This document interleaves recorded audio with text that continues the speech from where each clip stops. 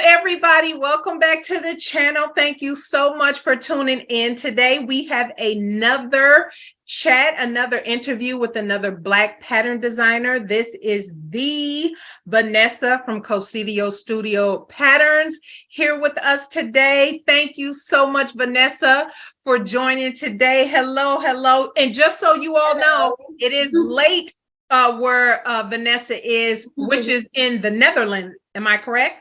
Yes, in the Netherlands.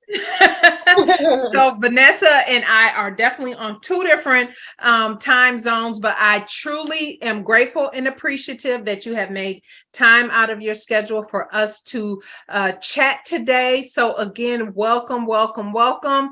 And thank you everybody for tuning in today. If you missed the last chat that I had, the last Black pattern designer I interviewed, I will leave a link up above and you can go check that out.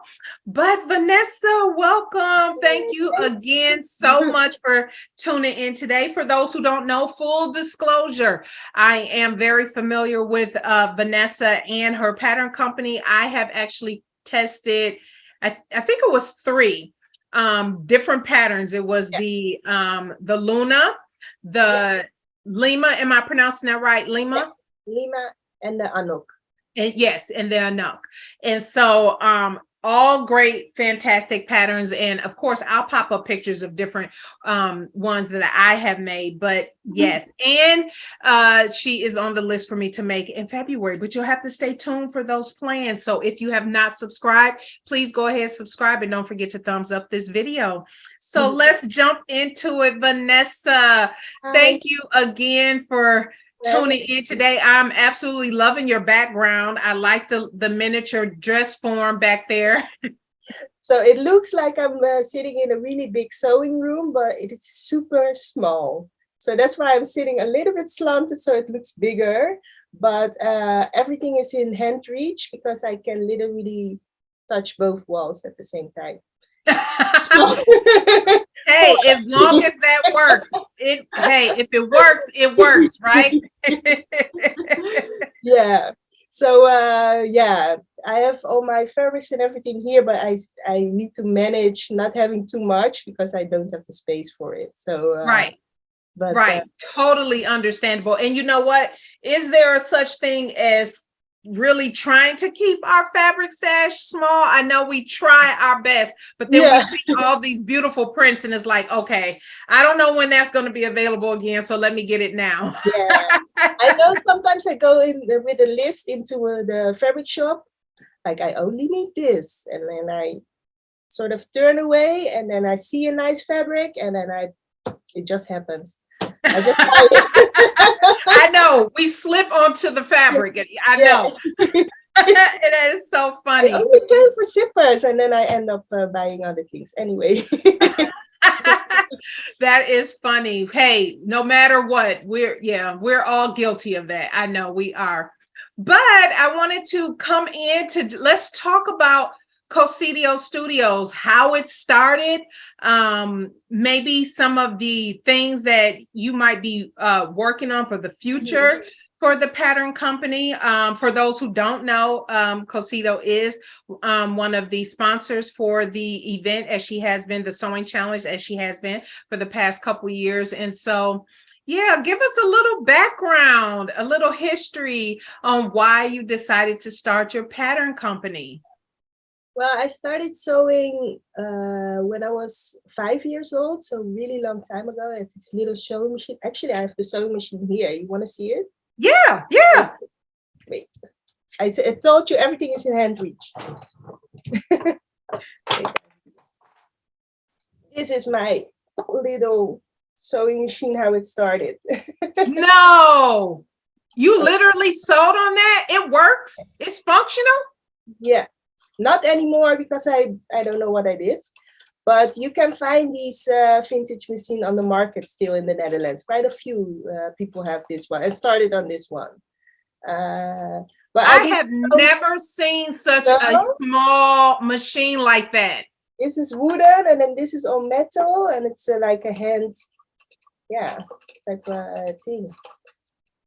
So that was it. You had to hand turn everything. Yeah, here your yarn goes here in here, and then here was the needle, and that's it. Wow. Now, who gave that to you at 5 years old? My mother, and I don't know where she got it from because it's I think it's from the 50s or 60s something, and I got it from my mother. My mother also used to sew. And Okay. yeah, when I was 5, I was trying to emulate her, what she was doing. Of course, she did had a full electronic one, and I had the hand wheel. But and what my father always said that my mom got annoyed because I used to gather all the things that looked like fabric and just make one long string, and she had to unpick all those kitchen towels and whatever I could find. Oh, that is funny. Wow. So since 5 years old, you have been had your hands in this sewing space. And so how did it develop? So did your mom eventually say, okay, she made you go to classes, or did she start teaching you? How Well, did that go? the thing, yeah, I lost my mom at a very young age when I was 6. So I think because she sort of taught me that, it's sort of I felt like my heritage, and I started Yes. to have more and more interest in it, and it always stayed with me. So I always wanted to develop more. I was always Oh, drawing. what a beautiful memory. Yeah. And I'm sorry for your loss. I had no idea, but I'm sorry for that loss. But wow, what a memory that you can continue to Mhm. live through that experience from what you learned at such a young age from your mom. And she was also really a fashionable person because everybody who I meet who knew her would always say, "Oh, she was so well dressed, so well. She used to wear hats. She was always walking on heels. So she was really someone who was really into fashion and clothes and sewing. So yeah, I inherited that. So so later I went to school to study tailoring and garment design. So Okay. first with tailoring, and then I went to product development. So tailoring is more that you do tailor-made clothes, and then product development is more that you do for produced products. Okay.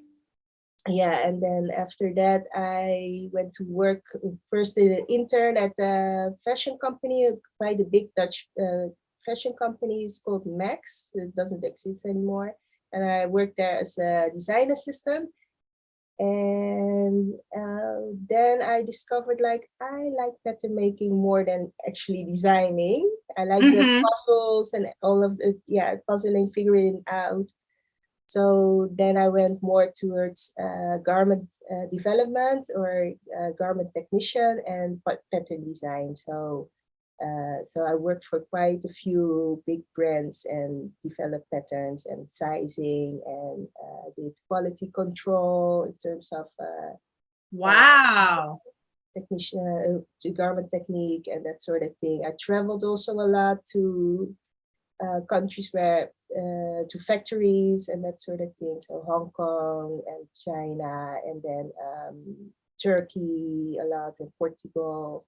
Wow. Yes. And I've visited Wow. factories and that sort of thing. So I know the industry from inside out. Yes. And before I started my pattern company, yeah, then I had my first son, and then it started to bother me a little bit, the fashion industry, how fast it's going, how much waste we're making. So that's, and then during that time, also during the time that I was working in the industry, I didn't sew that much because I was always busy with fashion and Right. fashion design. So it became, when I went home, I didn't want to continue. Right. You didn't want to keep doing it. You needed a Yeah, break. yeah. But yeah, when I have my son, and then I stopped working in the industry, and then I started to think back of the whole industry and everything, and then I started to bother me a little bit.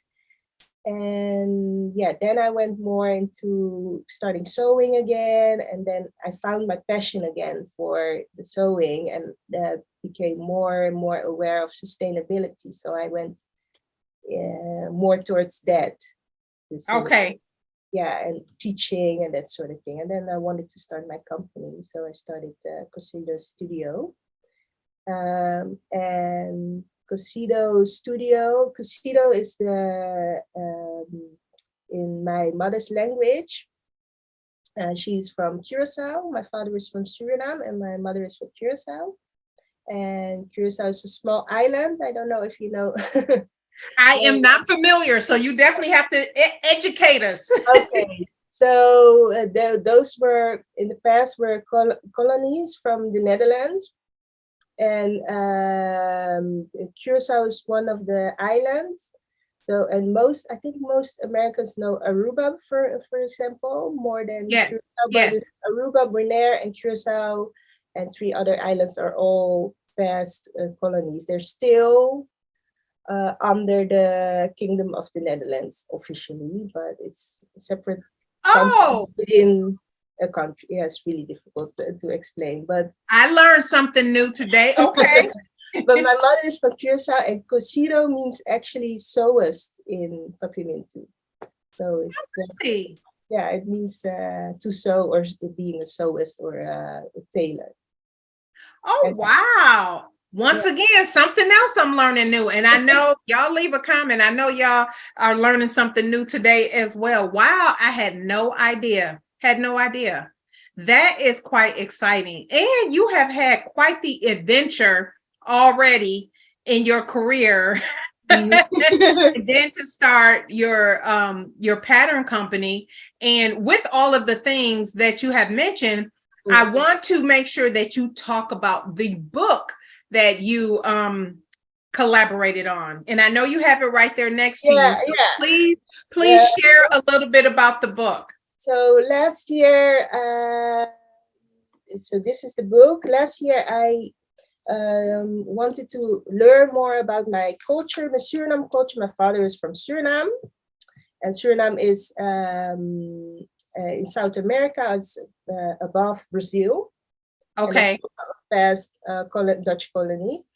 And I wanted to learn more about my Suriname heritage, but I wanted to learn about it through making and through garments and garment design and traditional costumes and that sort of, the making of things. So I contacted a lady, her name is Jane, and Jane is an expert in Suriname head wraps.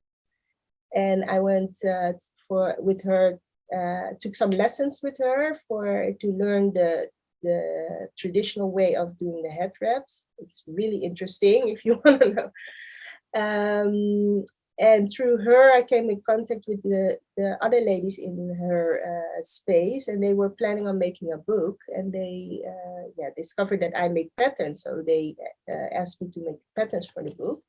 And it became this book, and it's all about traditional Suriname clothes and head wraps. It's unfortunately in Dutch, but it's a beautiful book. And also, so here's, for example, can you see that illustration? Yes. Yes. Yeah. So let me see if I can get some. This is the Anissa. And the Anissa is the traditional way of folding head wraps. Oh, wow. And you have usually cotton fabric, and you use starch to make the fabric harder. And then you fold the head wrap first on table to make sort of a head. And because of the starch, the fabric is really thick and stiff. So then it stays in place. Yeah, it's almost like folding origami. You know that origami? It's almost like folding that. And then you can make different design of head wraps. And traditionally, back in the day, all these head wraps, I have a few here if you want to see. All these head wraps had also meaning, and it was a way of communicating back in the day. You see also beautiful fabrics. Oh, wow. And a lot of the fabrics are also of course, Dutch wax. Yes, yes. Because of also the colonial history, and also Indonesian fabrics, because also the colonial history from Indonesia, because back in the days, Indonesia was also part of Dutch colony. Okay. Beautiful. And that is beautiful. I am loving the history. Mhm. Whoever you need to talk to get that book in English translated. So I have one here. So this is a really cool one. Wait, this one is the one I was wearing on my Instagram. You see how? Yes, I recognize it. I recognize it. So you folded that on the table first? Yeah. With this, and sprayed it with the starch, and then folded, and then you were able to just easily. You cook the starch first. Yes. And then you dip the fabric in it, and then you have to hang the fabric. And then it's when it dries, it becomes like. Then it's yes. And this one is also. This one is one that means grieving. So this is what the women would wear when there's a funeral or they're in the mourning. And this is a fini ploy. So all these are all small little pleats that are made, folded in the fabric. Wow. And with also the points. And for example, this one. Told you everything is hand reach here. So this one, oops. Oh, that's gorgeous. Yeah. Look at that. Wow. And with the points, the way the points were folded, they also could communicate. The women would communicate to each other also. So meet me at the corner. What does the point mean? So this one I don't know. The other one, the purple one that I was wearing on my Instagram, that is the let them talk. That's all right now. Yeah. So that means because of the points, the 3 points like that. Oh wow! I love that. So it's a sassy one. So you can really tell someone off with the way it's folded. With your hand wrap. Yeah. Wow. And you know what, Vanessa, I have to say, I bet and I wonder if many of the different styles and techniques that here in the Western world that people do, if some people already recognize that it's a nod back to what you're saying. Yeah. Because I had no idea. Again, everybody, learning something new. You see, also, it's of course that a tradition that we took with us from West Africa. And you see also in West Africa, for instance, for a wedding, they have certain ways of folding. I know when you for instance, when you work in the house, you have like a handkerchief and you tie it on the front. That usually means like you work in the house, something like that, you know. So, and that's also quite universal. That means like, oh, I'm just tying my hair like that, and then yeah. But it may really mean something more than that. Yeah. Wow, look at that. I would love to see that book translated. So just to have it, just for educational purposes. Yeah. With your sewing and with the company and patterns and everything, is there anything particular? I know you talked about kind of the evolution from when you were designing and you found that the pattern making was more what you enjoyed and got a lot of. Are there any particular struggles with maybe resources or whatever? And I don't know, it might be different over in the Netherlands than here in the United States. I don't know, but any particular struggles or things that, so far as not necessarily, because some indie pattern companies are able to produce maybe a new pattern once a month, twice a month, or whatever the case may be. Tell us a little bit about Kosedo and if, kind of how that process might be for you. So I do everything myself. So that's why it's a little bit harder for me to release a pattern as fast as other companies do that. Independent design. I must say that even the sewing industry is getting so fast now. It's getting faster and faster and faster.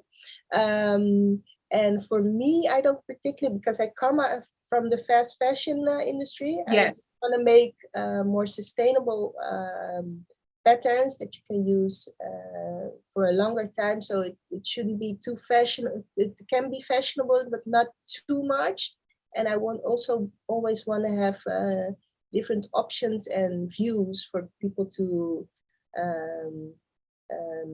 change the pattern as much as they can, so they get a little bit more value. Also, I have so many sizes, so so that also grading takes a lot of time for me.